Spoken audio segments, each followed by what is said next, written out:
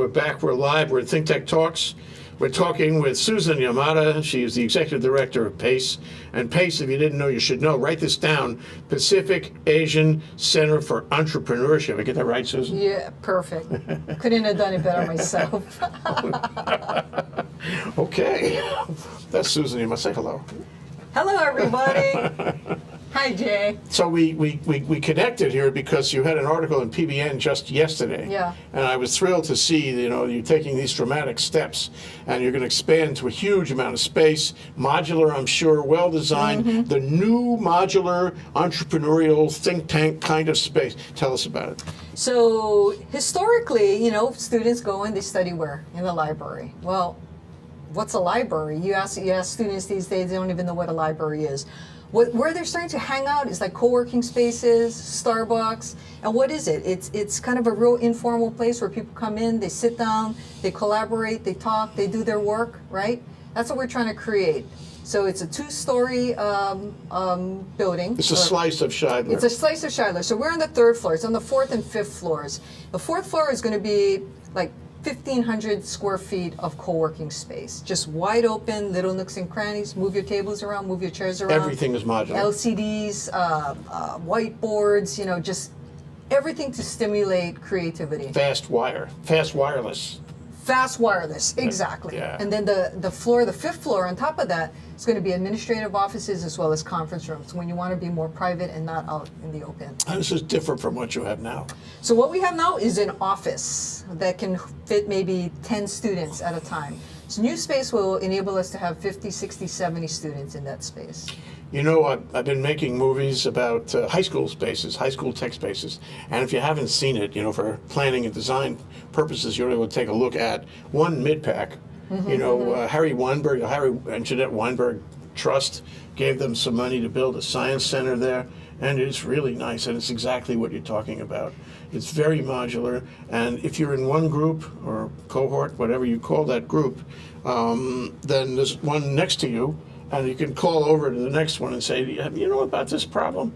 And the teachers can move around from group to group, and the whole thing is a swirling scramble of activity, you can feel and they all work on iPads, and the school gave them all iPads, so anyway, that's mid-pack. Okay. And then I go to the Sullivan Center Iolani School. at Iolani, which is the same thing. It's all modular, it's all open, you can change it all around, and it's built to have multiple groups within very close proximity of each other, where they can do their thing but also talk to each other. And the teachers learn from the students. That's the educational model. I think that's has changed. the new wave of education now, is that collaboration, open communication. Yeah. Definitely. It no longer should be one way, where the teacher's just teaching the students.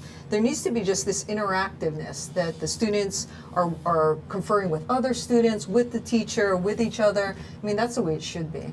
Yeah. So you're doing the same thing. Oh, really. yeah, definitely. This is the new world. Yep.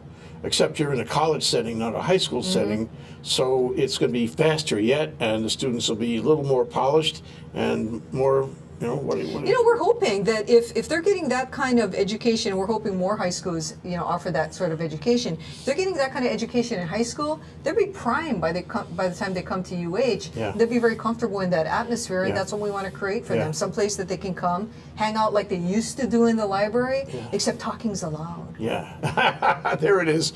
You heard it on Think Tech. It's like it used to be, except that talking is allowed. Talking is engaging, is integrating information and thoughts, ideas, all about ideas. Yep. So don't you want to be a student again? Gee whiz. No. That's work, Jay. Come on. I remember the first day I met you, you talked about your life at UH. I guess it was in the late 80s or the early 90s. Yeah. And you were in a certain class at UH Manoa, and you noticed every day, you know the story I'm going to tell. Yes. There was a hole in the wall, a big hole in the wall, and every day you came to class and the hole was still there. And then you went to the mainland and had your chapter on the mainland and did all kinds of wonderful things. And then sort of as a nostalgic matter, you went back to UH, you went to the same classroom, see what was going on, and the hole was still in the wall. Hey, but I must say that with Jay Shidler's investment in the college, college looks great. It's never looked better. I mean, Yeah, I I agree. went to college, 30 years ago, and it looks better today than it did back then. Yeah. Oh, yeah. Yeah. Look behind us. Look in the screen. I know, it's beautiful, yeah. Yeah, he's done a great job. Yeah, he has. And sometimes Great with his own benefactor. hands, he cares a Definitely. lot. Yep. He certainly does. His ardor has not dampened in the slightest. No, not at all. And that's part of what we are trying to do is fulfill on his vision to create a great business school, to create a great university. And he's putting his money, where his beliefs are, his ardor is, and we want to make it good for him. So how did this idea about the modular, co-working space idea that you're going to execute on, how did it come about? Did you wake up one morning and realize that this was essential? What? Yeah, it's a funny story because I'd say it was last year sometime. John Dean, the CEO of Central Pacific Bank now, he has been a supporter since PACE started in 2001. And he was going to give us a big gift. And so we started like, okay, great, we're going to get this money. What should we do now? And we look, and our carpet's like really stained. Hey, we could use new carpet, right? And then it turned into, hey, let's get rid of this wall here so that we have more space and we can hold smaller meetings. And then all of a sudden it's like, well, what about that space on the 4th and 5th floor? And we look at it, and I saw this space, I fell in love with it. If you've ever been in the Shidler School, it's a behemoth of brick with very little window access at all. This space, it's floor to ceiling glass, Mackay and Mauka side. And it was just open, contiguous space. Best space in the school. I didn't even know it was there. And pretty But much not regularly used, huh? no, it's pretty much storage for the clubs at the Shidler School. Yeah. And so I went to the dean and I said, I really need this space. It's being underutilized. I've got this vision for this place. And then obviously, the gift that John made was not enough. And so we had to go out and we had to start raising money. And so with this space, it's going to enable us to do so much more. Expand the current programs we have, create new programs. One of the big things I want to do is really put the Asian into PACE, because really we've focused on trying to create brand at the university, create brand out in the business community. And now I think we need to expand our programs out into Asia. There's a lot of exciting things going on right now as far as commercialization, innovation, and entrepreneurship at the university. And I don't know if you know Vasilis Sirmos. Yeah. Okay. Research man. Yeah. For the chancellor. He is, in his position since the end of last year. Great guy, very entrepreneurial, and he wants to create a proof of concept center. So something that's been discussed, HDSD has been discussing that. Qu'est-ce que c'est, proof of concept center? So what that is we have great innovation that's happening in the lab. So scientists are working on that, and it may have commercial capabilities. But the scientist may not know what that commercial capability may be. That's not their job. Exactly. They come up with a great innovation, then what they want to do is publish, right? Look what I did. But what we're saying is, we're getting all this money, I think it's like $400 million a year at this point, into research. Wouldn't it be great if we could take that research and begin to license, spin out, commercialize some of those inventions so that money can come back into the university? We're not just going out and getting money from foundations and the government, et cetera, that we can actually start generating our own revenue Sounds like stream. OTED to me, doesn't it? In a way, but I think what the proof of concept center is they're actually going to go searching for people within the university, scientists and researchers within the community that have great things that in their opinion, it's not just to patent it, the IP, but it's to try and build a business around it. Commercialize it. Right. And that's where PACE can come in and help them providing students to do business models, business plans, do research, and really help the scientists and the proof of concept center staff move that idea into, what's the low-hanging fruit as far as the industry where this innovation can be, disruptive in. I love it. So there's a guy in the College of Engineering. He has a bright idea, some kind of new gizmo, and he doesn't know what to do with it. He gives you a call. He says, Susan, would you set me up some guys who can actually take this to the next step, proof of concept, make it and take the IP on it and get it going, and I'll just I'll just sit here because And be an I'm advisor. limited. And be an advisor, right? Be an advisor. So there is a proof of concept director that is going to be doing exactly that. I am going to be helping that director try and get the resources they need to move it forward. Yeah. So it's very cool. You know, things like that are moving from the very top of the university administration. You know, we have the proof of concept center. You know, with our new facilities and the new programs we have, I think everything is falling in line so beautifully. And Vance Rowley is going to be heading up the search for new Office of Technology Transfer director. They've been without a permanent director for a while. Yeah, I know. So he's going to be heading it up, and I'm very encouraged with that because you have a business school dean, and hopefully we'll pick somebody who has some business acumen as far as what you can do with these cool And technologies. wrap him into your program. Exactly. Because that's where he belongs. He belongs more with you than any other place in the university. Well, I wouldn't go that far, but Okay, well, some people would say research only, Yeah. but you know, my feeling is that there's got to be a nexus, otherwise it's sort of in a vacuum. we have to work hand in glove, no doubt, no doubt. Yeah. So we have all this cool stuff happening at the university, and you know, you don't get turnover very much from the vice president of research position or OTED, or you know, even the dean of the business school, Vance Rowley, super supportive of entrepreneurship. So you have all these things that the stars are lined up for us. You know, what I see is the opportunity to change the way innovation and entrepreneurship is done at the university for the next 20 years. It's not just a Shidler school. No. It's integrated with the whole university. Totally. But tell me how PACE, you know, and the new center and the proof of concept center and all that, how those things integrate with the life at the school, at the business school. Okay, so an interesting thing, when I've been in this position for about 5 years now, and about 2 years ago, I read this study by the Partnership for the 21st Century Workforce. And their premise was that, you know, we're all learning about the 3 R's in school, and that's you still need to learn all that, no doubt about it. But what the 21st century workforce needs now are the 4 C's on top of the 3 R's, okay? Creativity, Okay. critical thinking, All right, write this down. collaboration, and communication. Okay. Okay? 4 C's, soft skills, what they consider EQ, Yeah, right? okay. And I read that and I said, geez, that's exactly what we're trying to teach entrepreneurs. Those 4 skills. How do you think outside the box? How do you develop a business model using critical thinking skills? How do you collaborate in a team, right? And then how do you communicate and pitch your idea? I said, we need exactly those skills that we're teaching is what these students are going to need in the 21st century, right? And so I said, every single student at the university should be taking some sort of entrepreneurship class because we are trying to teach them how to succeed in the world in the 21st century. Are So we it's you don't go just to the school of the Shidler College of Business. No. You can go to the engineering school. You can go to SOAS. You can go anywhere in the university and come take a course in entrepreneurship, and that's what you're encouraging. And we could. What I'd love is us to be a resource. Because what I found is that a lot of the colleges have entrepreneurial content already, whether it's in their capstone class or they have an entrepreneurship class for engineers. They have a medical device class where you have to come up actually with an invention with a medical device, and then you have to figure out how you're going to sell it.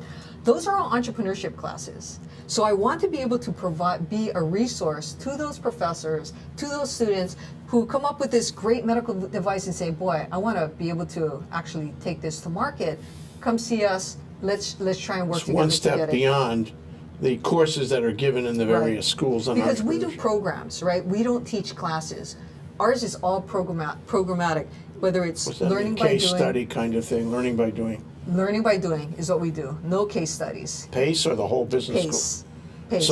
So you are an essential element to a business education. Yeah. I mean, they can get in a major in entrepreneurship, a graduate certificate in entrepreneurship, and they can take classes for that. But we really feel that the heart of entrepreneurship is learning by doing, right? And so, you know, the business plan competitions you're familiar with, we do that. That's like you're pitching for money, right? And you've got to go up and you pitch in Gotta front learn of how to do that. venture capitalists. And you've got to answer hard questions. Yeah. You got to prepare. You know, you have to have a top-rate pitch, and so we help students prepare for that. We're taking a break in a minute, but I'm compelled to ask you one question that's slightly personal. So for 5 years now, you've been there, and you've been on a personal journey, a kind of intellectual journey, a academic journey. Can you tell us about that? Yeah, that's funny. Academic journey. That has been not a great journey for me. But you know what this is, and it's interesting. I was just talking to somebody today. So I've been here for 5.5 years. When we started this campaign, I told Vance Rowley I'd stay on for another 5 years. It's the longest job I ever had. And I do feel that it's, I don't like the word calling necessarily, but I feel it's worth something. I feel it's worth investing my time into. So I look at the next generation of students. I look at what we need to do as far as the state is concerned, and our students are going to be those drivers. We got to do everything we can to try and make their life better, our community better. And if I can affect any of that, I'm very happy to try. It's critical for our future, what you're doing. I think. Yeah. I think so. We're going to take a short break, which is not critical to our future, but it's a short break we got to take anyway. That's Susan Yamada. She's the Executive Director of PACE at the Shidler School. This is Think Tech Talks. I'm Jay Fidell. We'll be right back after the short break. Aloha, I'm Jay Fidell of Think Tech.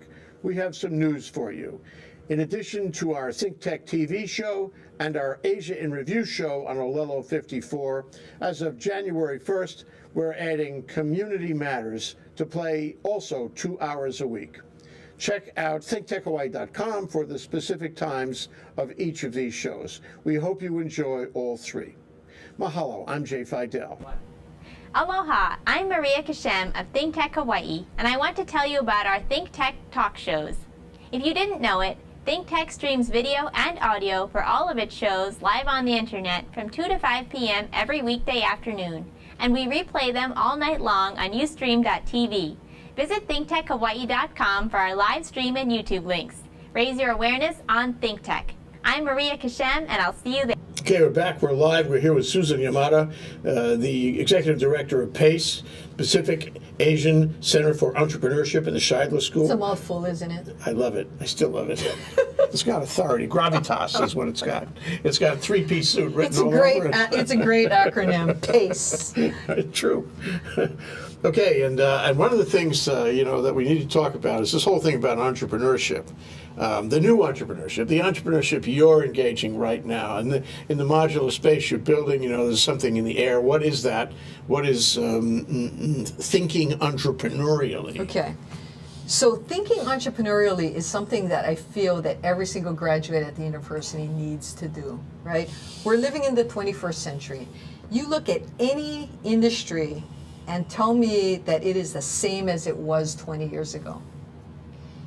Technology's changed everything, every single thing. You're a retailer, you're a bank, you name it. It's changed the way business is done, right? Even if you're a restaurant, yeah, people eat, but the way you market is different. Yelp is huge, right? As far as where people are going to eat.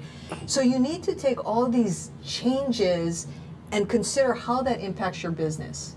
So whether you're starting up your own business, so people think of entrepreneurship as, oh, you want to start your own business then. I think that's too narrow a definition. I think the definition for entrepreneurship is you need to be thinking entrepreneurially all the time. You can go work for a bank, you can start up your own restaurant, you can go work for an insurance company, a retail store, but you always need to see how technology is changing your business. And you have to be able to at least keep up, at best lead the trend of where this is all going. And that all requires entrepreneurial thinking. Now, what is that? Okay, it's the ability to think outside the box. So everybody gets locked into, this is how we do it. That's not what employers need anymore. They need students that can say, where are the parameters for the box? It shouldn't be here, it should be like that, right? And where do we fit in that new world? And how do you then begin to articulate a business model? How do you begin to minimize risk? How do you gather the resources you need? How do you execute? All in a very gray area. Talk about the stick. So when you were, the most creative you were was when you were 5 and under, where you pick up a stick and you say, this is a sword, this is a gun, this is a ray gun, whatever, when you're out playing, right? I don't know why we're always trying to kill each other when we're young. But by the time you get to high school, it's a stick. It's back to just being a stick. And what I'm trying to do is get students to think of that stick again and all the different things you can do with a stick. That's thinking outside the box. That's being creative. And how you can use that stick to create value. So we actually have a program at the university where we take an everyday object. It could be chopsticks, a rubber band. What we did, our last competition was, you know, those plastic red cups. How can you create value with that plastic red cup? And I'm not talking about, well, you put water in it. No, how do you create a business with that plastic red cup? And so we had all these different clubs around campus in a competition of who could figure the most Great creative thing idea, out, yeah. right? So the engineering clubs, what do? They melt the cup.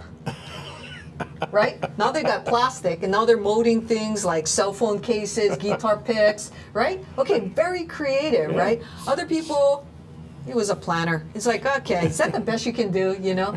Other people use the cup as a container to say, I'm going to work with a restaurant, and as much candy as they can, or food that they can put into the cup, they're going to, that's Interesting. Yeah. It's a portion. Yeah, exactly. It's a portion. So we're trying to get students to think outside the box, to look at a pen as not just being a pen. What else could it be? What are the other uses you can do? And you'd be pretty amazed. I mean, there's some really cool things, and we make them put up a 2-minute YouTube videos and show us what it is that they're doing. So kind of using, you know, the tools of today.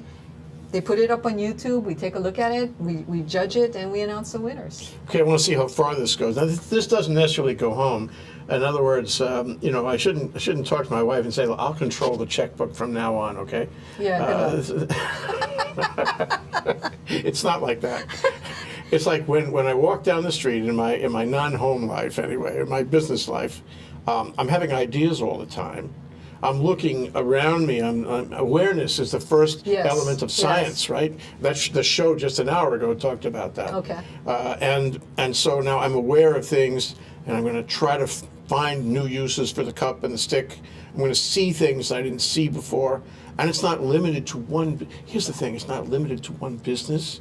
It's not limited to one entrepreneurial attempt or one industry. or one industry. I'm always thinking that way everywhere I go, and thus I become not only, you're gonna like this, a serial entrepreneur. I become a parallel entrepreneur. I'm thinking of 10 things at the same. This is what you want, right? Yes and no. Okay. Okay. I want you to be able to think outside the box, but this is the one thing I also say is that visionaries are overrated. Okay? It's the guys who actually jump in and do. Perspiration. The 99%, right? That's the part that is hard. Because everybody has an idea, just like you said. You know, I can have a group of students sit down, everybody can come up with a great idea. Very few are actually going to follow through with them. So what we want is people to come up with ideas. And that's where I think there needs to be critical mass of like-minded people who don't just say, that's stupid. You know, you want them to say, yeah, that's a pretty cool idea. Why don't we work on it? We, the operative word, we. Yeah, because it keeps everybody honest. You know, you have a team that you're working with. I find they work much better than having a sole entrepreneur working. Why? I need to know. I think it's because they keep each other honest, right? So, you know, if I say, okay, Jay, so great, that's a great idea. Why don't we get together next week, Tuesday, and you research this, I'm going to research this, we're going to come together, we're going to talk about what we found, and then we figure out what we're going to do next. So we keep each other honest. If it was just me and I come up with a great idea, I say, I'm going to look into that, and then my life happens. Right. Right? Your 20 life years will go happen, by. and you'll forget about it in 10 minutes. Exactly. And you'll come up with the product and go, hey, I thought about that. Too late for you. Too bad. Right, exactly. Well, that goes back to the modular program at Iolani and MidPac. You know, those are teams working, and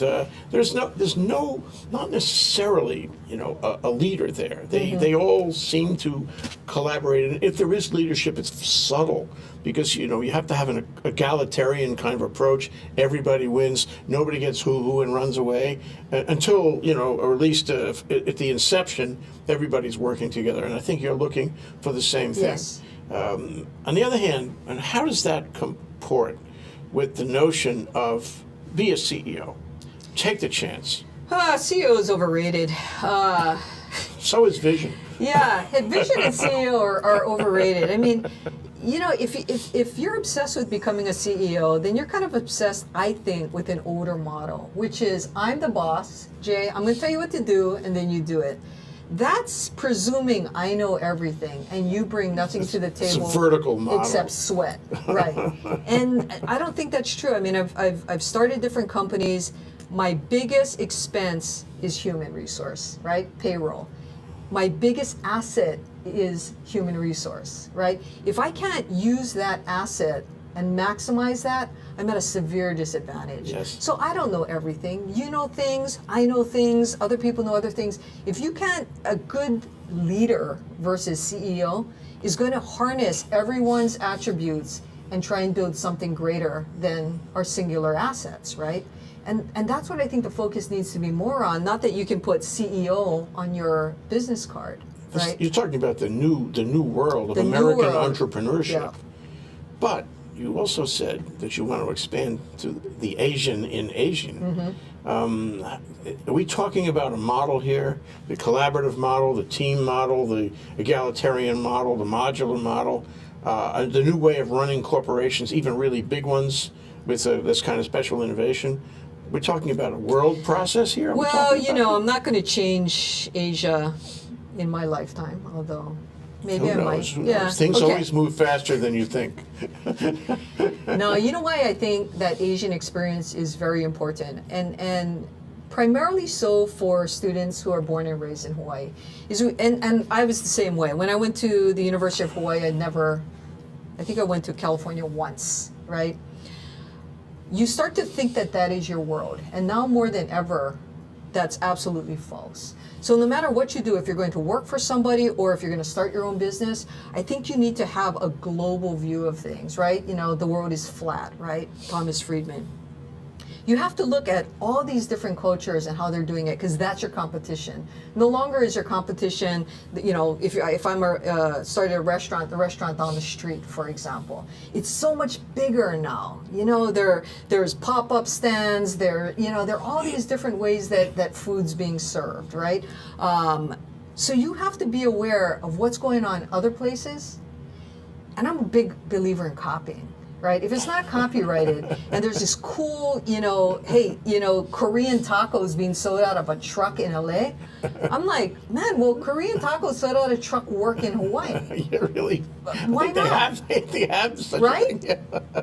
So I think you need this bigger worldview to, number one, recognize the differences in cultures. Number two, be able to look for opportunities and business models that then you could transfer back home to Hawaii. Arbitrage. It's idea arbitrage. Yes, there's nothing wrong with that, right? No. So I think you can only do better as an entrepreneur if you have a more global, multicultural perspective. But isn't it about change? We spoke about this before the show began. It's all about change, and if you want to be an entrepreneur and think entrepreneurially, you have to recognize change. My story about going to law school, learning the law is like a snapshot at that moment in time, and finding to my chagrin that they're going to change anyway, and a lot of the stuff I learned in law school was overtaken, within 90 days after graduation. It's the same thing here. You're really teaching people how to deal with change, how to get ahead of change, how to be part of change. How to be comfortable with change, right? Yeah. The thing about change, right, is it's not black or white. Changes, you never know what's going to happen. And a big part of being an entrepreneur is just that. The fact that the future is so unknown because nobody else has done it before. And so you have to be very comfortable. Nobody has done the future before. It's a quotable. And you know what? I can't argue with that. You can argue with a lot of things, but That, I think, sounds true to me.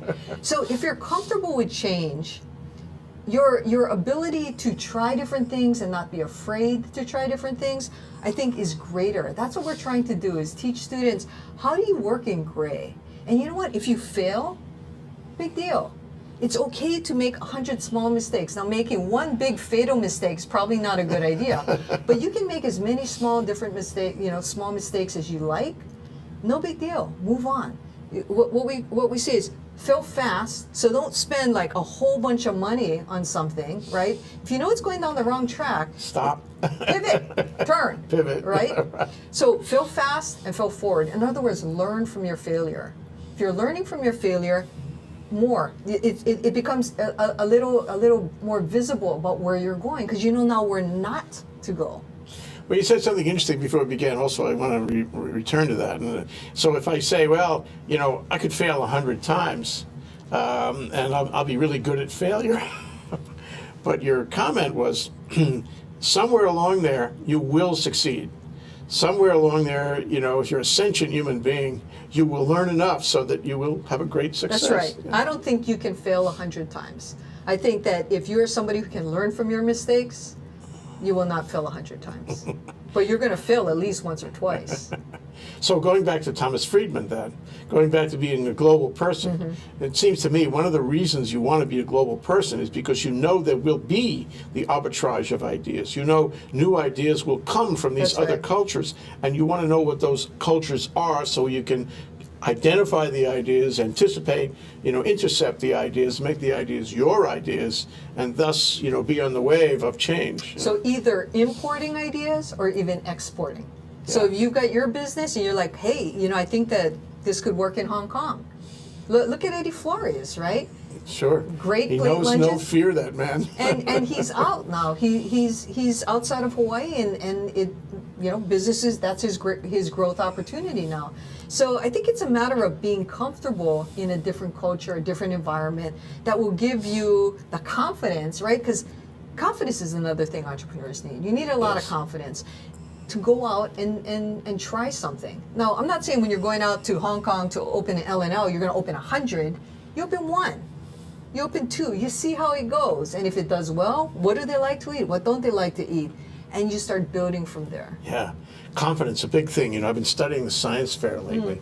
And one of the elements in the science fair that's worth mentioning, because I think it's a big parallel, is that these kids, when they start out before the science fair, before they take a run at it, because it is entrepreneurial in its own way, these kids have no confidence. But they're driven to participate by competition or whatever, and then they win. And all of a sudden, they have confidence. They're able to tell themselves, I put my bet down with the big boys, and I can play with them. I can be confident about science the rest of my life. And there are lots of examples of that here in Hawaii, people who won and came back. So there must be a serious parallel between that and the confidence you're talking about. Yeah, so as we were talking about earlier, I see a lot of T-shirt companies, students wanting to start T-shirt companies. And as long as they can tell me why they think they can sell T-shirts to their market, great, go do it. What do I know, right? The fact that you're actually going out and you're doing it, and they spend a couple thousand in T-shirts, big deal. Their labor is all free. They get their friends to help them. They set up a booth at the sustainable show, and they're trying to sell their green shirts, right?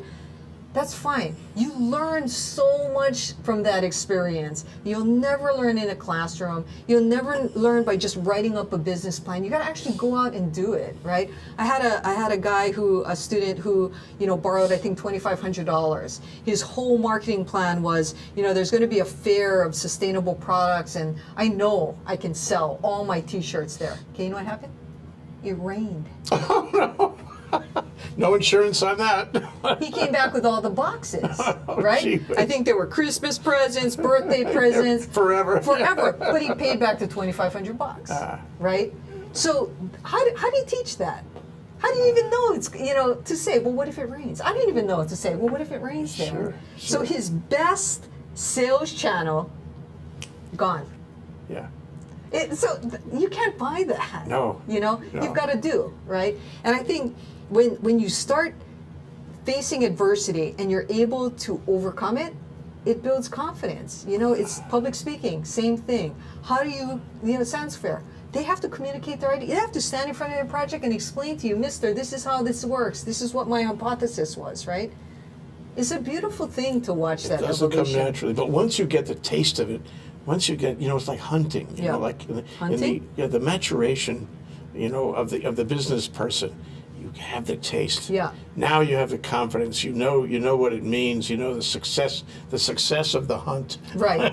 And then you go after bigger and bigger and bigger game. Yeah. And that's the thing. I mean, I look at our students now, they're going after rabbits, right?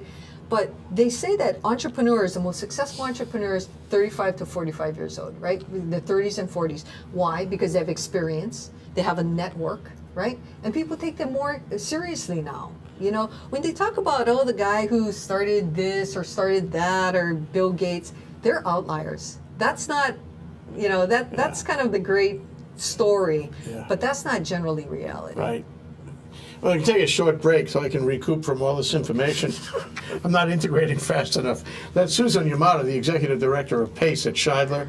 I'm Jay Fidell. We're talking Think Tech Talks. We're talking about, what are we talking about? We're talking about a new entrepreneur center at UH and much more. We'll be right back.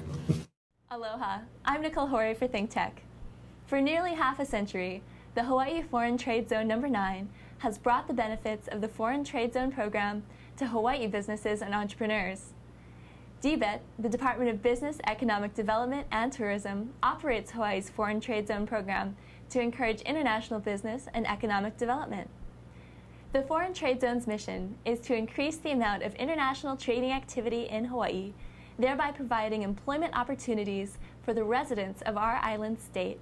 For more information, see ftz9.org. I'm Nicole Horry. Mahalo. Okay, we're back. We're live. We're here in Think Tech Talks with Susan Yamada, Executive Director of PACE at Shidler. And we're talking about entrepreneurship. Vodden. What else would we talk about? But you know, they say, with regard to every discipline, every activity, it's all about relationships. It's all about human relationship. And something, you referred to earlier about the team, and working together and being, sort of maximizing the human capital in any concentration. That seems to be a big part of it. And so if I'm an entrepreneur, I need to capitalize on my skills in dealing with relationships. And it sounds like the relationships are in all directions, not only with my team members, but the people outside. You're in the hub of a wheel, and it's all about developing relationships. And tell me about that. Right. So what we try to do at the university, and it's only through the tremendous and generous support of our business community, everyone who is just so willing to spend time to help students, is we've put together many different programs where people from the business community come in and speak to students, whether it's in a big group format, we have one-on-one mentoring. I have about 80 virtual professionals, all who have said they would give 1 or 2 hours a month of their time. And students can just look through this directory and say, oh, I got an insurance question. I'm going to call this guy. Great. And you learn so much that way. And they build their network, right? We have a lot of business and community networking and mixers. And so what we're trying to do is help, and even when we have our business mind competitions, we have a lot of coaches and mentors, because students don't know what they don't know, right? And it's kind of, the old folks who come in and say, hey, have you thought about this, and where is this in your budget, that you begin to learn so you can avoid mistakes. And that's a big part of what we're trying to do, is help the students be able to network and gain these relationships earlier, because a lot of these professionals would not be accessible to Sure. A student. So we try and do that. There are a lot of our programs, as well as programs out in the community, a lot of our students are really aggressively going to, and their channels are fabulous now. I love to see that happen. But suppose I am that 35-year-old guy with some experience, some hard knocks, maybe a failure or two behind me. And I say, the days back there with Susan Yamada at Shidler and PACE, I wish I could go back there now. So he calls you. He says, I need a little advice, I need a little consultation. Will you talk to him? I will. Okay. I will, and I'll try and help. And I'll try and put him together with someone who I think could help him with a particular problem that is most pending right now. Why do you do this? I'm nuts. I love it. It's very satisfying.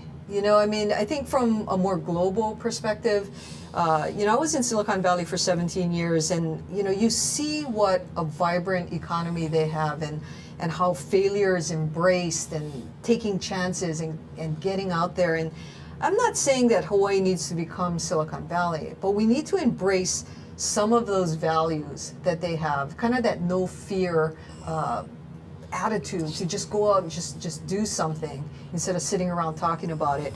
And I look at our students out there, and they are top notch. I mean, they are impressive. You can say whatever you like, you can believe whatever you like, but I'm here to tell you they're terrific. Well, I'm here to tell you that these kids in the science fair are the same thing. We have a generation coming up in this Yep. state that is outstanding. Exactly. We've got to capitalize on them. And we got to help them, Yeah. right? And we have to encourage them. And, I feel that, everything that I'm doing, I'm trying to do that for a bigger goal of let's make Hawaii a better place. Yeah. I think you ask everybody, and that's our competitive advantage. Everyone loves Hawaii. Everyone wants our future to look bright. When I was in Silicon Valley, that was not the case. It was like, how can you help me, Jay? Yeah. I wasn't born and raised here. I don't have a real heavy contact or influence in the community. I don't really care, but I want my company to survive.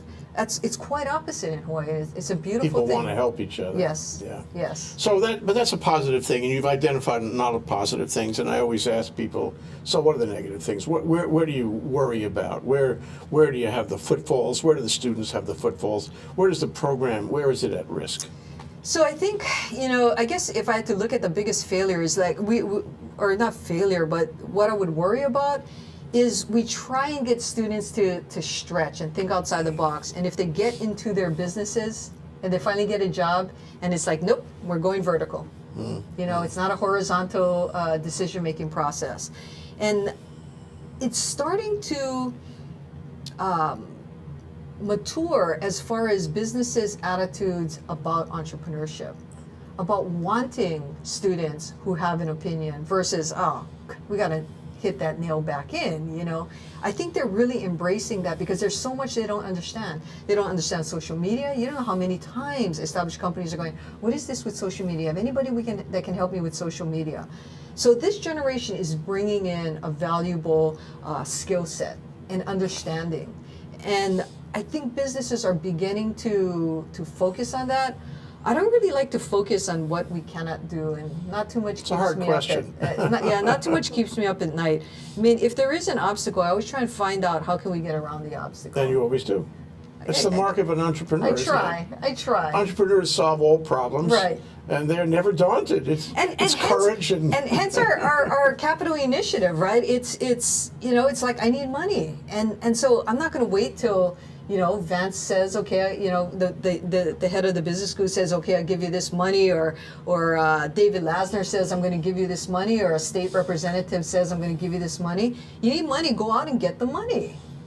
And the business community, I think can respect that. If you have a good pitch, you're not wasting their time. Yeah. And we've been really successful. yeah. Where are you going to get the money for the modifications to the building for the center? So pretty much, we've got a lot of that money already earmarked. So interestingly, a lot of the service firms, the banks, have been very supportive. We've gotten huge gifts from Central Pacific Bank, American Savings Bank. John Dean was another big sponsor for us. First Insurance of Hawaii.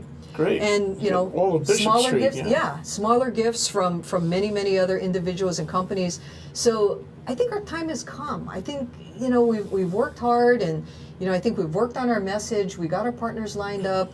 We have strong support within the university. That's a great thing. It's a great statement because in the 2000s, it seemed to me anyway that Bishop Street wasn't really supporting the effort. That seems to have changed. I think so. And you're the lightning rod for that. That's a wonderful thing, because that takes me to my last question, which is, where's this going? What are you trying to build, and how will the generation that you're trying to build affect the state? And will they stay here? And should they stay here? Yeah, I can't answer the last. I'm not concerned with the last part about, will they stay? And I'm going to train whoever wants to be trained, right? We're going to try and train them to be the best 21st century workforce that we can be.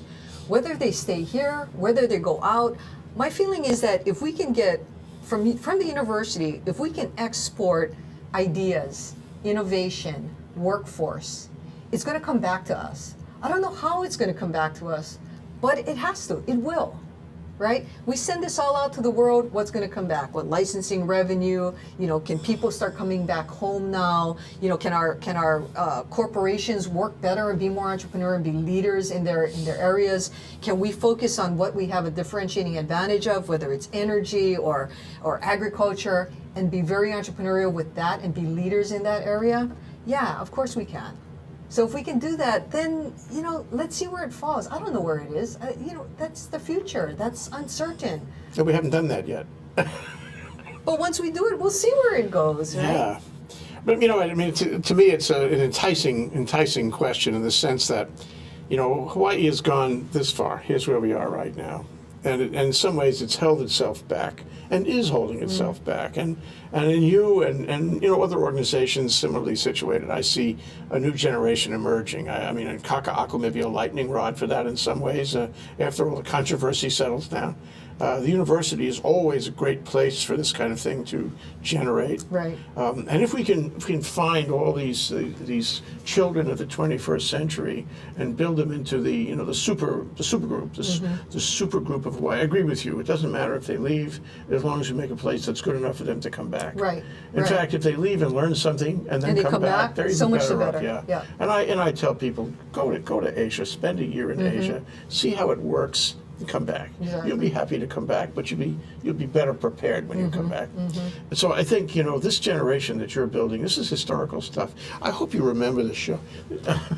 This generation that you're building it more quickly than before. You know, somehow it's just going at We're a on faster, technology time. a Yeah. faster pace. May I say that? Hey, can I write that down? But this generation is going to save us all. It's going to save the state. It's going to take us to a new level. And that's what we're really talking about Yeah, here. that's what we're talking about. So what's that level going to be? I mean, the nirvana.